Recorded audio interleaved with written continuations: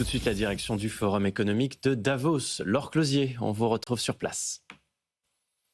Nous sommes depuis Davos avec l'économiste américaine Nella Richardson qui travaille chez ADP. ADP qui fournit évidemment de la data aujourd'hui sur les emplois parce qu'avec le shutdown, on a très peu d'informations. Hello Nella, thank you for being with us. We are American economists for ADP. ADP has a lot of data and we need data because with the shutdown, we don't have some details about jobs. So we need you, ADP, today. So it's a huge place for you. Oui, et je suis ravie de vous revoir. J'ai l'impression que nous faisons cela chaque année à Davos et c'est toujours un plaisir de discuter avec vous. ADP rémunère 26 millions de travailleurs aux États-Unis et 40 millions dans le monde entier. Et nous publions depuis très longtemps des données mensuelles et hebdomadaires sur l'emploi. Mais chaque fois qu'un événement survient, qu'il s'agisse d'une pandémie, de l'intelligence artificielle ou de la démographie, nous comprenons qu'il est nécessaire de disposer de données sur l'emploi vraiment solides et granulaires. C'est là que nous intervenons. Au cours des derniers mois, nous avons mis en place un indice hebdomadaire qui est aussi proche du temps réel que possible en matière de données sur l'emploi afin de fournir à nos clients, aux décideurs politiques et au grand public les meilleures informations du secteur privé sur l'évolution du marché de l'emploi.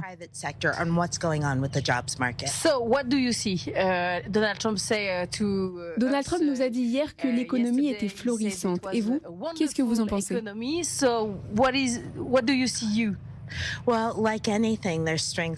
Comme pour tout, il y a des points forts et des points faibles. Si vous regardez le marché de l'emploi dans son ensemble, vous constatez qu'il y a très peu de licenciements, mais aussi très peu d'embauches. Ce qui inquiète les économistes, c'est la stagnation du marché de l'emploi. Il n'y a pas beaucoup de dynamisme. La deuxième chose qui est préoccupante dans un marché du travail globalement assez sain, c'est que les embauches sont très concentrées. Elles se font dans deux secteurs seulement, la santé et les loisirs et l'hôtellerie. Et ces deux secteurs sont liés aux consommateurs et aux dépenses de consommation. On aimerait donc voir des embauches plus diversifiées et un marché du travail plus dynamique que ce que nous observons actuellement.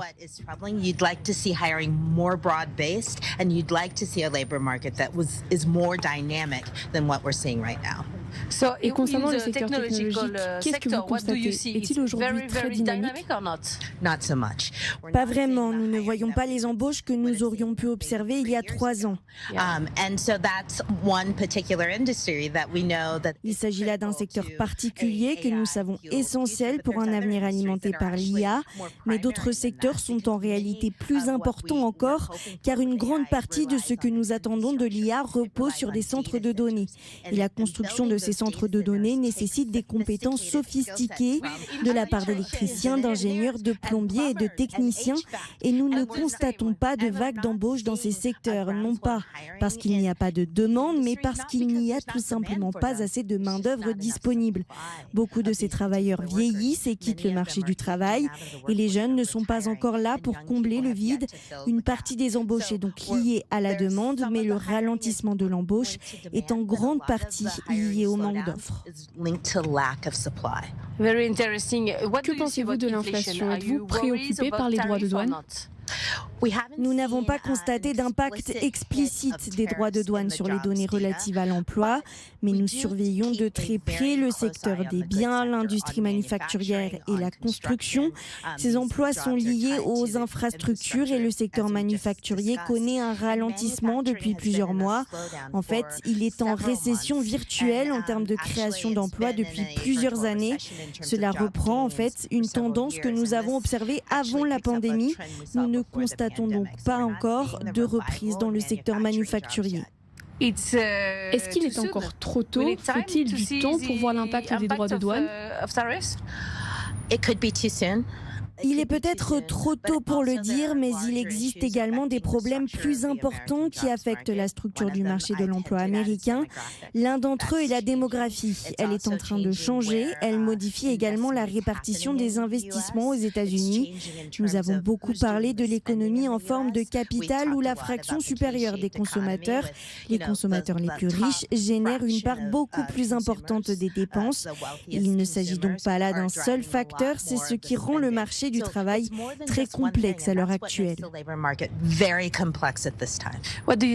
Et qu'en est-il de l'Europe? Sommes-nous également dynamiques?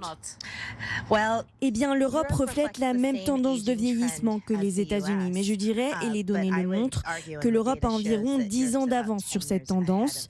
Ainsi, le manque de dynamisme que nous observons dans l'emploi dans les économies avancées à l'échelle mondiale, aux États-Unis, en Europe et même en Chine, est lié au vieillissement de la population. Et donc, quand on regarde autour de soi, d'où viennent les jeunes travailleurs?